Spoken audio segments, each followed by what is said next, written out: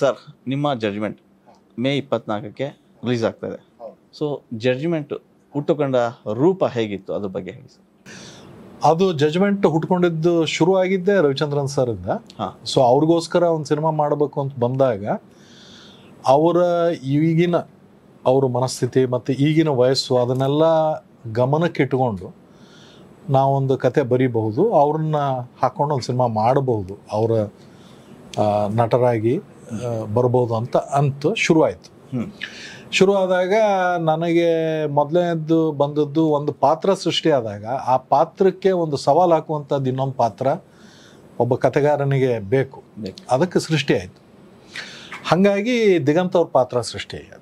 So ಮೊದಲನೇ ಪಾತ್ರ ಸೃಷ್ಟಿಯಾಗಿದ್ದು ರವಿ ಸರ್ದು, ಎರಡನೇ ಪಾತ್ರ ಸೃಷ್ಟಿಯಾಗಿದ್ದು ದಿಗಂತ್ ಅವ್ರದ್ದು.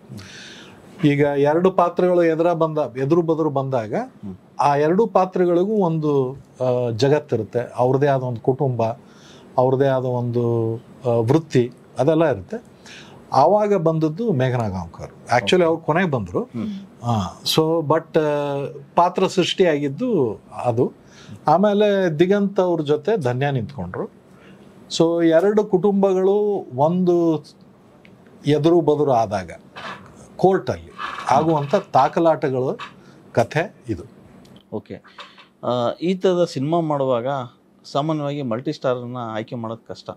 ಇಲ್ಲಿ ದಿಗಂತ್ ಇದ್ದಾರೆ, ರವಿ ಸರ್ ಇದ್ದಾರೆ, ಮೇಘನಾ ಮೇಡಮ್ ಇದ್ದಾರೆ, ಎಲ್ಲ ಸ್ಟಾರ್ ಕಾಸ್ಟು ಬಿಗ್ ಆಗಿದೆ. ಸೊ ಕಂಟೆಂಟ್ ಮೂವಿನಲ್ಲಿ ಸ್ಟಾರ್ ಕಾಸ್ಟ್ ಅಂದಾಗ ಒಂದು ಸ್ವಲ್ಪ ಗೊಂದಲಗಳು ಜಾಸ್ತಿ ಆಗ್ತದೆ. ಹೇಗೆ ಪ್ಲೇಸ್ಮೆಂಟ್ ಸಿಗ್ತದೆ ಅಂತ, ಆ ಪ್ಲೇಸ್ಮೆಂಟ್ ಹೇಗೆಲ್ಲ ಮಾಡಿದ್ದೀರಿ ಸರ್? ಇದು ನಾನು ಈ ಸಿನಿಮಾ ಮಾಡಿದ್ದು ಭಾಳ ಮುಗ್ಧತೆಯಿಂದ ಮಾಡಿದ್ದು ಸಿನಿಮಾ. ವ್ಯಾವಹಾರಿಕವಾಗಿ ನಾನು ಮಾಡ್ಲಿಕ್ಕೆ ಹೋಗಿಲ್ಲ. ಮುಗ್ಧತೆಯಿಂದ ಮಾಡಿದ ಸಿನಿಮಾ, ಮುಗ್ಧತೆಯಿಂದ ಬರೆದ ಸಿನಿಮಾ. ನನಗೆ ಸಿನಿಮಾ ಭಾಷೆ, ಸಿನಿಮಾ ವ್ಯಾಕರಣ ಗೊತ್ತಿಲ್ಲ. ಹಾಗಾಗಿ ನನಗೊಬ್ಬ ಬರಹಗಾರನಾಗಿ, ಒಬ್ಬ ರೈಟರಾಗಿ ನನಗೆ ಭಾಳಷ್ಟು ಸ್ವಾತಂತ್ರ್ಯ ಇತ್ತು.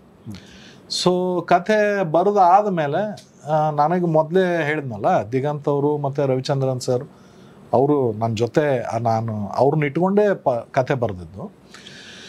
ಸೊ ಇವರಿಬ್ಬರಂತರೂ ಇದ್ದರು.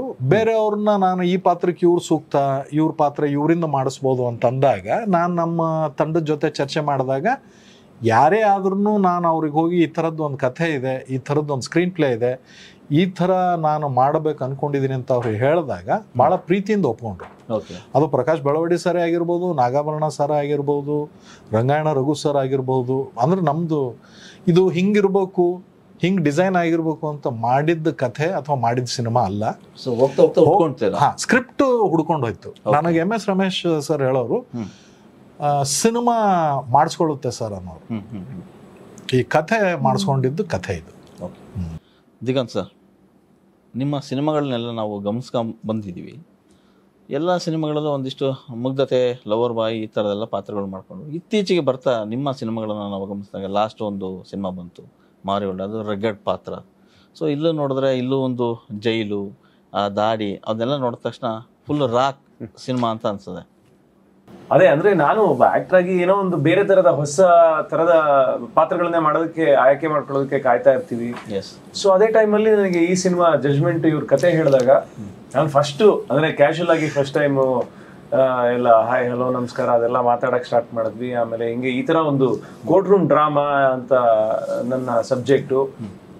ರವಿಚಂದ್ರನ್ ಸರ್ ಬಹುಶಃ ನಾವು ಇನ್ನ ಅಪ್ರೋಚ್ ಮಾಡಬೇಕು, ಬಟ್ ಅವರು ಈ ಸಿನಿಮಾದಲ್ಲಿ ಇರ್ತಾರೆ ಅಂತೆಲ್ಲ ಹೇಳಿದಾಗ ರವಿ ಸರ್ ಇದಾರ, ನಾನು ಖಂಡಿತ ಮಾಡ್ತೀನಿ ಅಂತ ಅವ್ರಿಗೆ ಹೇಳಿದೆ. ಆಮೇಲೆ ನಾನು ಕತೆ ಕೇಳಿದ್ದು, ಯಾಕೆಂದ್ರೆ ನಾನು ಅವರು ಚೈಲ್ಡ್ಹುಡ್ ಹೀರೋ ನನಗೆ ಅವರು. ಸೊ ಅವ್ರ ಸಿನಿಮಾಗಳನ್ನ ನೋಡಿದೀವಿ, ಅವ್ರ ಹಾಡಿಗೆ ನಾವು ಸ್ಟೆಪ್ ಹಾಕಿದೀವಿ. ಸ್ಕ್ರೀನ್ ಶೇರ್ ಮಾಡೋದಂದ್ರೆ ಬಹಳ ಸ್ಕ್ರೀನ್ ಶೇರ್ ಮಾಡೋ ಅವಕಾಶ ಒಂದು ಸಿಗುತ್ತೆ ಅಂದ್ರೆ ಖಂಡಿತ ಯಾರು ಬಿಡ್ತಾ ಇರ್ಲಿಲ್ಲ, ಯಾವ ನಟನಾದ್ರು. ಸೊ ಹಾಗಾಗಿ ಆ ಥರ ನಾನು ಹೇಳಿದ್ಮೇಲೆ ಆಮೇಲೆ ನನಗೆ ಅದೊಂದಾಯ್ತು. ಆಮೇಲೆ ಕತೆ ಕೇಳಿದ್ಮೇಲೆ ನನ್ನ ಪಾತ್ರ ತುಂಬಾ ಚೆನ್ನಾಗಿತ್ತು. ಸೊ ನನಗೆ ಆ ಡೈರೆಕ್ಟರ್ ಮೇಲೆ ಒಂದು ನಂಬಿಕೆ, ಅವರ ಉದ್ದೇಶ, ಉತ್ಸಾಹ ಎಲ್ಲದೂ ನನಗೆ ಇಷ್ಟ ಆಗಿತ್ತು. ಸೊ ಹಾಗಾಗಿ ನಾನು ಈ ಸಿನಿಮಾನ ಬಿಟ್ಕೊಡಕ್ ಆಗ್ತಾನೆ ಇರಲಿಲ್ಲ.